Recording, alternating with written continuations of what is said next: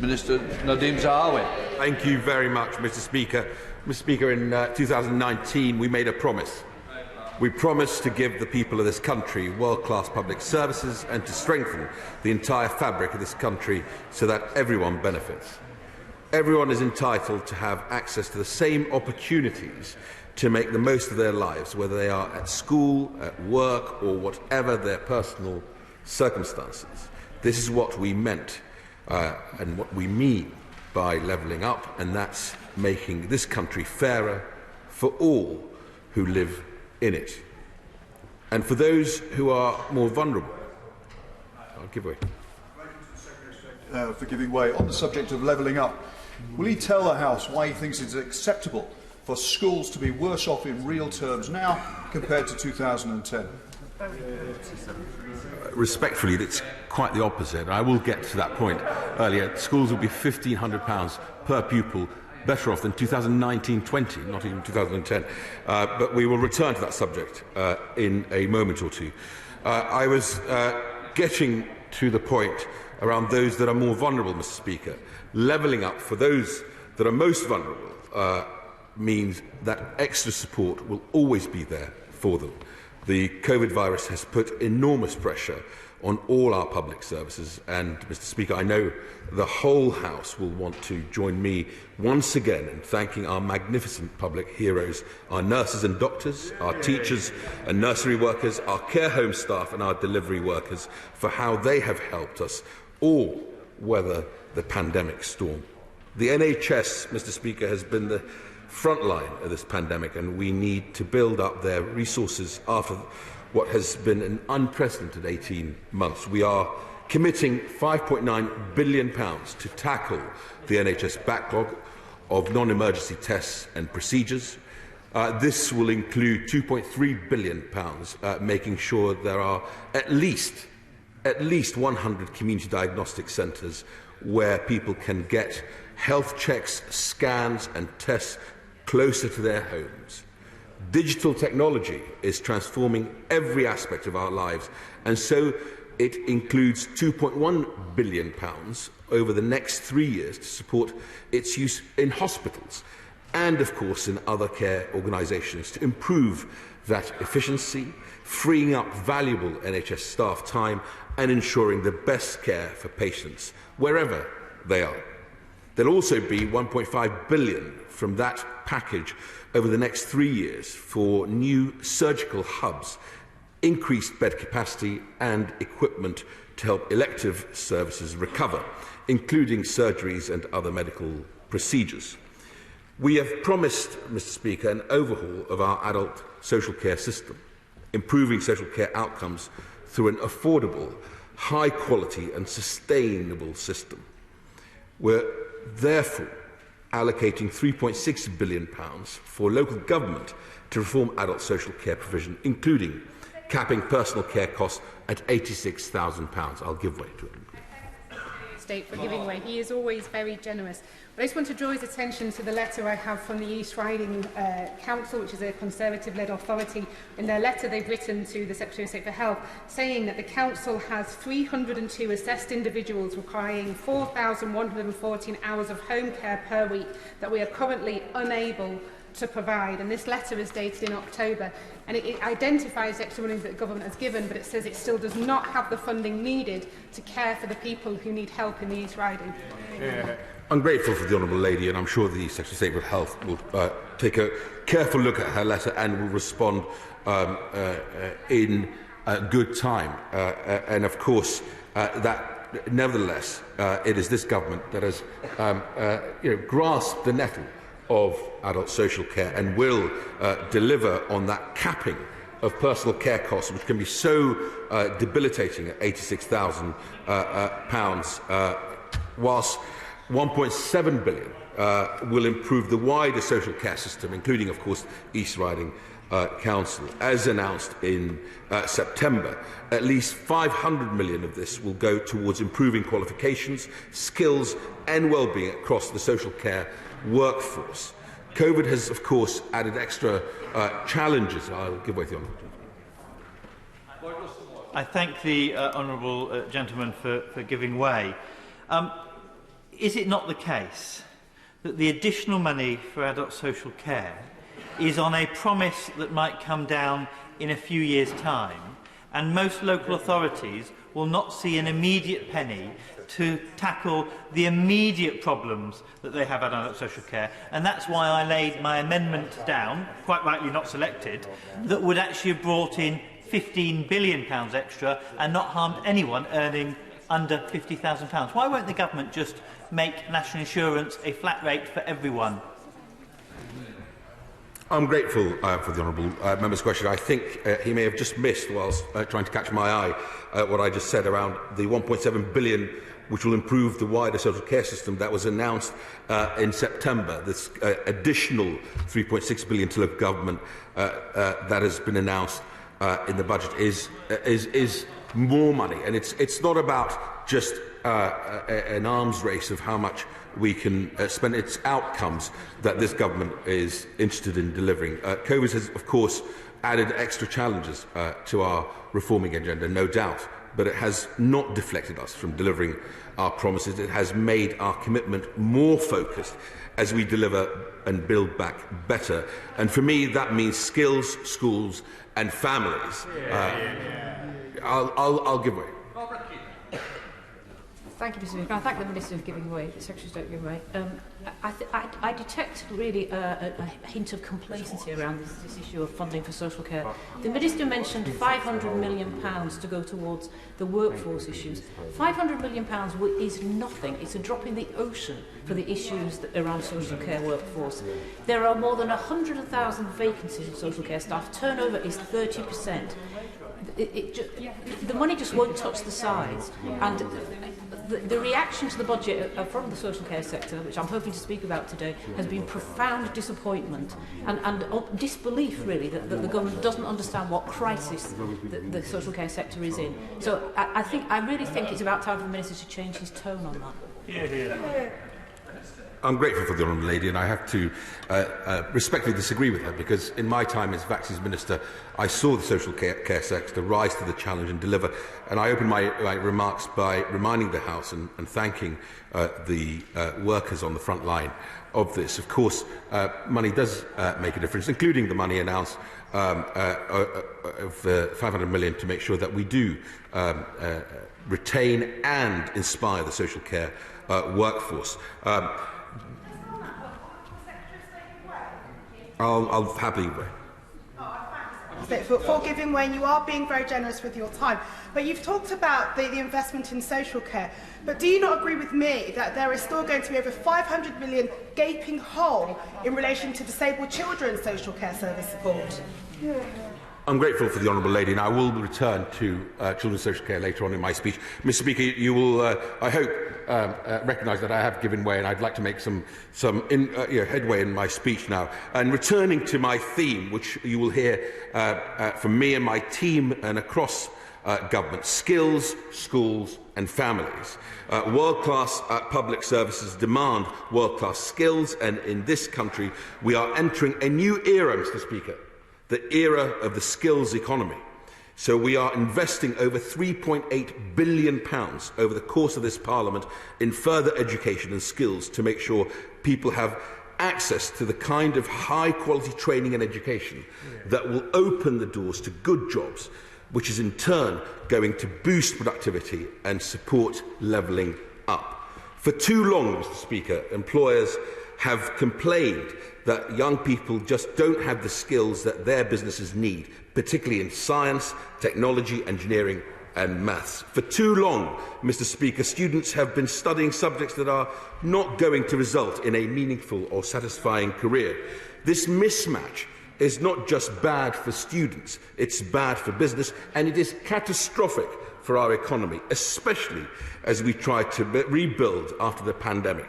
We need people with the skills for tomorrow's industries. So we are making the largest investment in skills in a decade, and it's going to deliver the technical education our economy needs. Our skills economy will power innovation and growth, and we'll all feel the benefit. I'll give way to Honourable Joe. Yesterday I was speaking with members in the tech industry, and they were lamenting the fact there was only 1 hour a week for computing in secondary schools. Our growth is going to be in the technological sector. What's the government going to do about improving computing education in schools? Absolutely. I'm grateful for the honourable member's question. I know he cares passionately about the subject and the overhaul of the ICT in the curriculum. An £83 million investment in that, I think, is a signal to the sector of how important it is to the UK economy. And, of course, the T-levels in technology I saw firsthand at Barnsley College, delivering for those young people. We will invest £2.8 billion of capital funding in skills and further education, including to further expand our new T-levels. These are set to offer a new gold standard in technical education and will be more than a match for A-levels. I will give way to him. Secretary of State, very much indeed. I recently visited the UTC in Warrington, which is a great example of skills-based education linking with employers like Sellafield. Does he agree with me that this is exactly the sort of education we need to see across the UK? I'm grateful for my honourable. He is absolutely right in saying that the UTC and the work they're doing with Sellafield is exactly the sort of high-skilled, high-ambition, career-developing, giving those young people, when they become young adults, a real outcome. A byproduct of it will be higher wages, of course, and a more successful economy, but the real outcome is that rounded adult that has a real career path in the economy. I welcome what my right honourable friend is saying. Can he confirm that it is actually a 42% increase in the skills budget in cash terms? And does he not agree that if we spend this money right, we'll create for the first time a parity of esteem between skills and higher education, and rather than just having this mantra of university, university, university, it should be skills, skills, skills, and apprenticeships, apprenticeships, apprenticeships. Yeah. I have to say there is no greater champion than the chairman of the Education Select Committee on this agenda. Skills, skills, skills runs through his veins, and I thank him for that one. I do absolutely agree with him on the uplift in the investment that we're making. I'd just like to take a moment to tell you, Mr. Speaker, all about a visit I made to Barnsley College just a week or so ago. The college was the first in South Yorkshire to roll out T-levels, and while I was there, I met several of their students, including one whose name is Greg. Now, honestly, Mr. Speaker, I have rarely met a more inspiring individual as Greg is. He told me that with his T-level, and I'm quoting him here word for word, I'm looking at unis now and thinking, which one am I picking, not which one is going to pick me. Greg is living proof of the transformative effect our skills programme is having. The same is true for apprentices.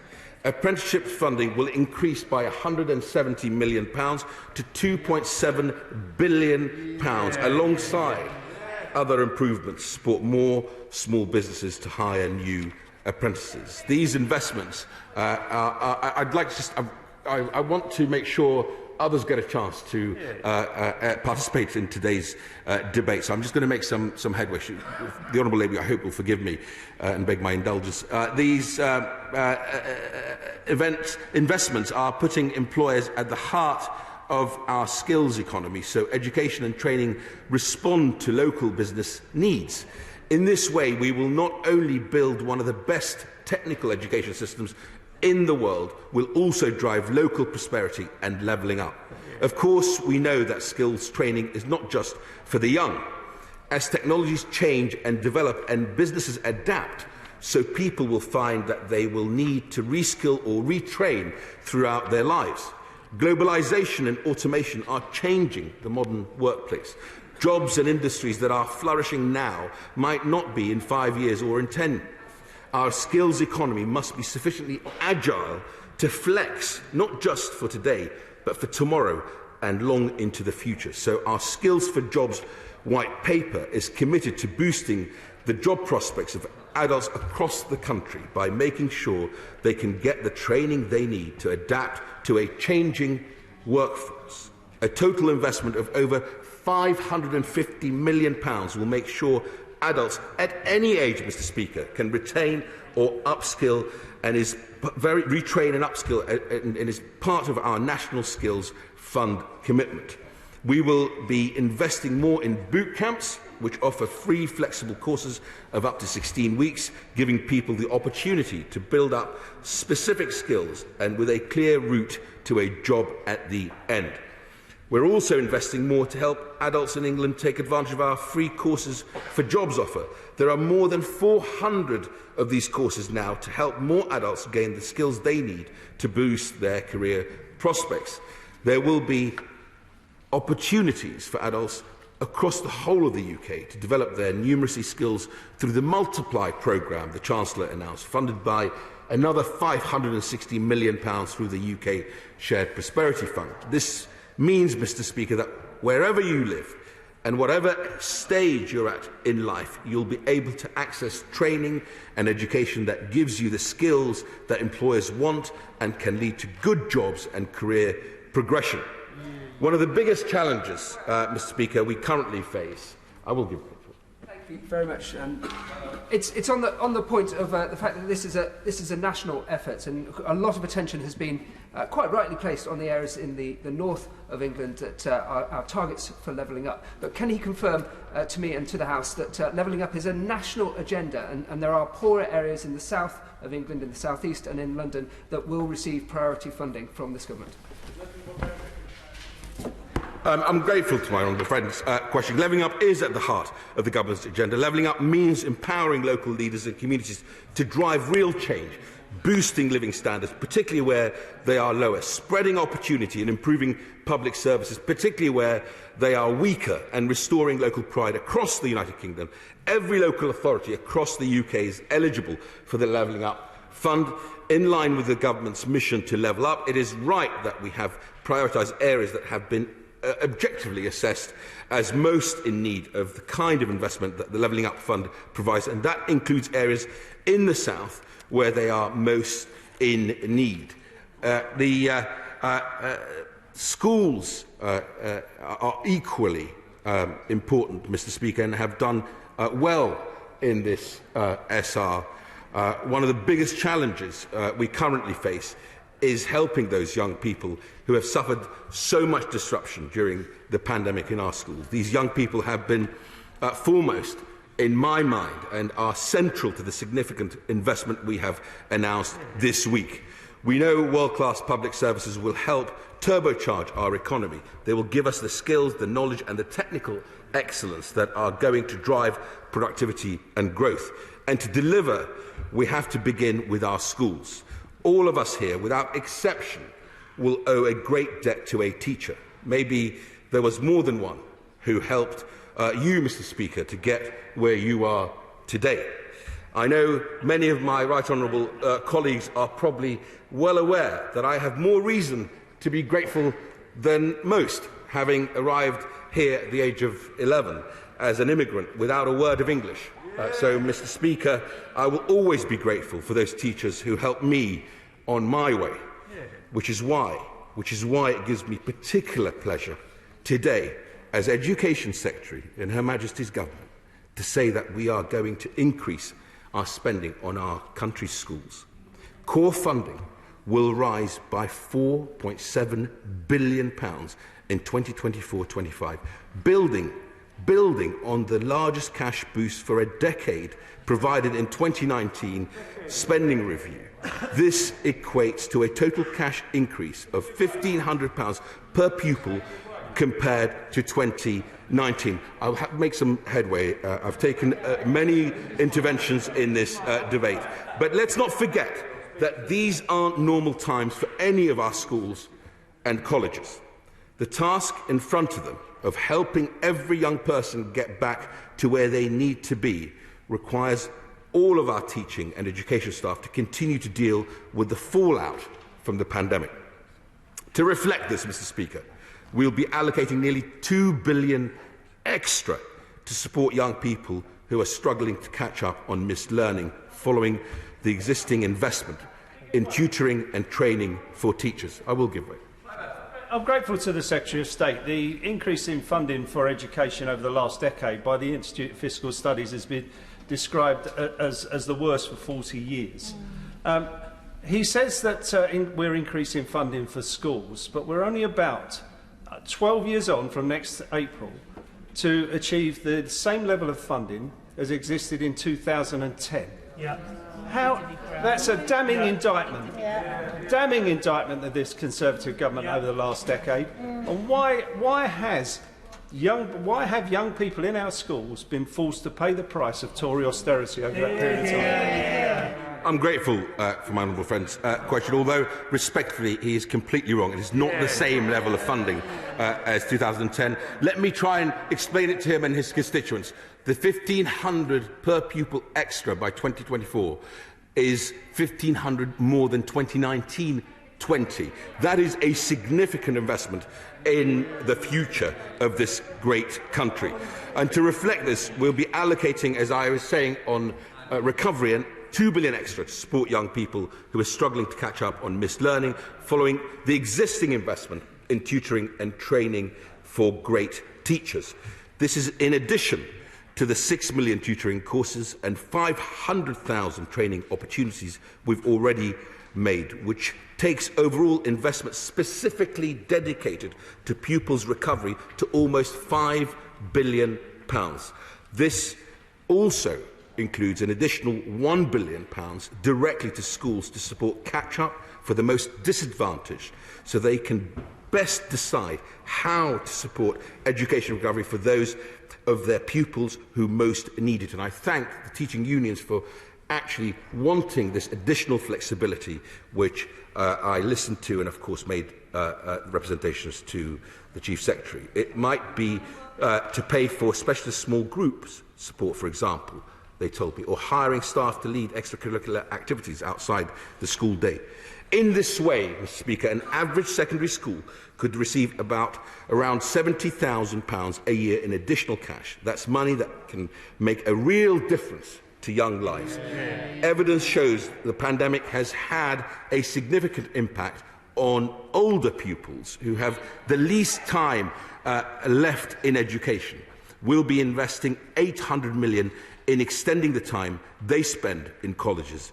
It is no secret, Mr. Speaker, that the most important person in any classroom is the one standing at the front of it, which is why this settlement enables us to raise teachers' starting salaries to £30,000. This is something we promised to do in our manifesto, and we are delivering on that promise.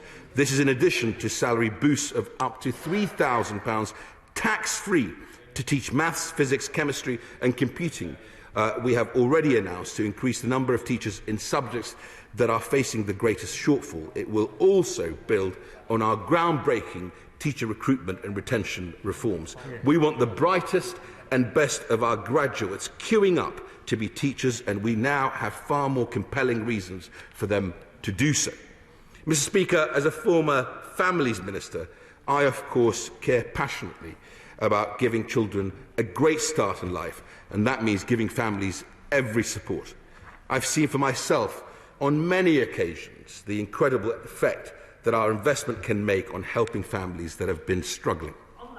Around 300,000 of our most vulnerable families will be supported with an extra £200 million boost to the government's flagship Supporting Families programme, which supports families through complex issues that could lead to family breakdown. This is around a 40% in real terms uplift in funding for the programme, taking total planned investment across the next 3 years to nearly £700 million. As I've said, we are being driven by three things: skills, schools and families. I'll give way to your mention.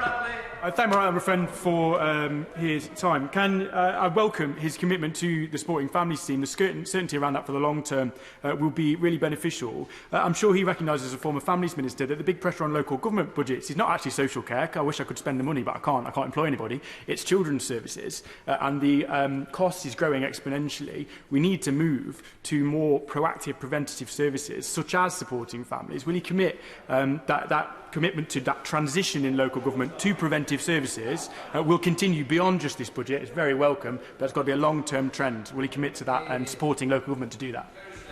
Absolutely right, and I thank my honourable friend, not least because of his deep experience in local government and the McAllister Review of course, is something that we will continue to engage with and will absolutely take very seriously the points he makes on the pressures on local government. As I've said, Mr. Speaker, skills, schools and families, which is why we are setting aside £50 million over 3 years. Let me make some headway, because I think they might find this interesting, for parenting programmes to help parents and carers build positive relationships with their children, and around £80 million for creating a new network of family hubs, a one-stop shop where families can get help and support services when they need them in 75 local authorities across England. Almost half of local authorities will have a family hub. I will give way. I'm very grateful to the Secretary of State, and it is on this point. I welcome the government's newfound conversion to something that sounds particularly like Sure Start that we had in 2010. But I want to ask him a practical point here, because the fact is that in large parts of the country, usually in the parts that need these facilities the most, because of the reductions in the revenue support grant to local government, the Sure Start centres just aren't there physically. They're not there in the community. They've been subsumed into schools, they've been removed, they've been sold. Is he going to prioritise areas like Tameside so that we can build back this particular network of family support in our communities? We don't have the Sure Start centres. We need to have capital funding to bring it back. I'm grateful to my honourable friend, and he will know that as Children and Families Minister, I try to work and follow the evidence, and I will do the same as Secretary of State. I will always be evidence-led. And the difficulty I had with his statement around Sure Start is that actually, when you look at the evidence, much of the investment went into buildings rather than to the families that we really needed to access those services. And the difference here is that through the evidence, in Harlow and elsewhere that I saw of family hubs where you have a multi-agency approach, that wraparound approach, that you can actually get to the families that need to access that service. And I'm glad to hear that he welcomes this announcement, because I know he'll be probably an outlier in his party where he'll actually want to work constructively to get these 75 centres up and running. We're also continuing to invest in early education, Mr. Speaker, with around £170 million in every year.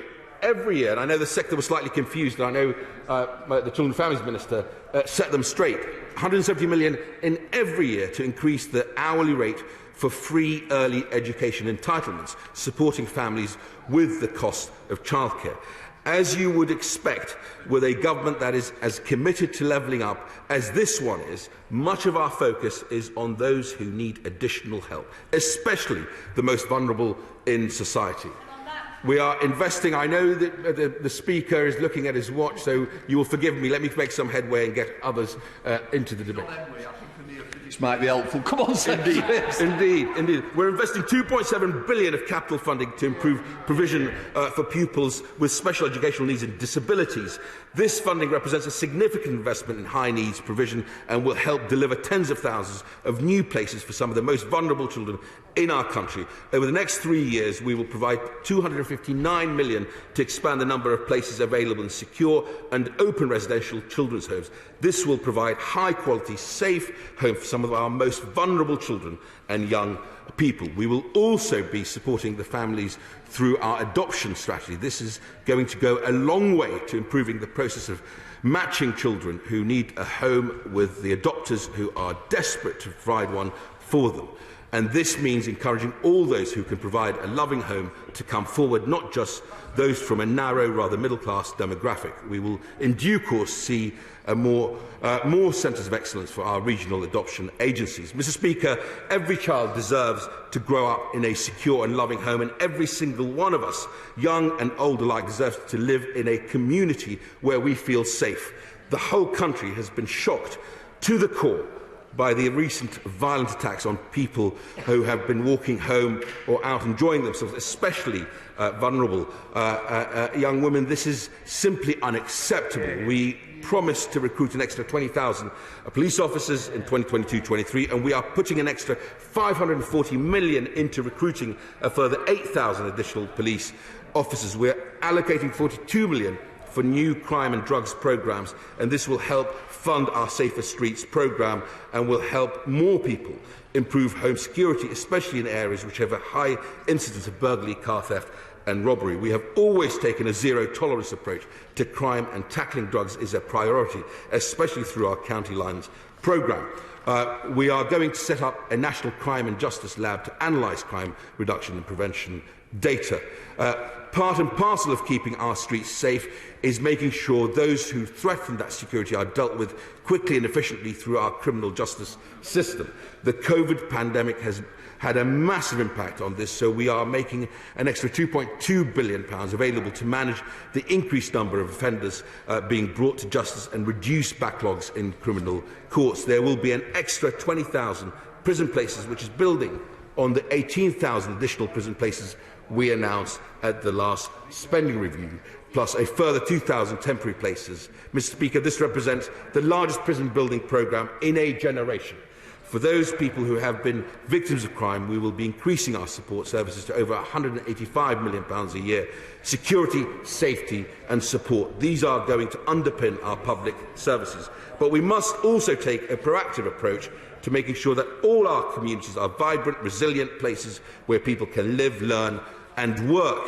One of the chief ways in making sure everyone can get from A to B smoothly and efficiently is world-class public services.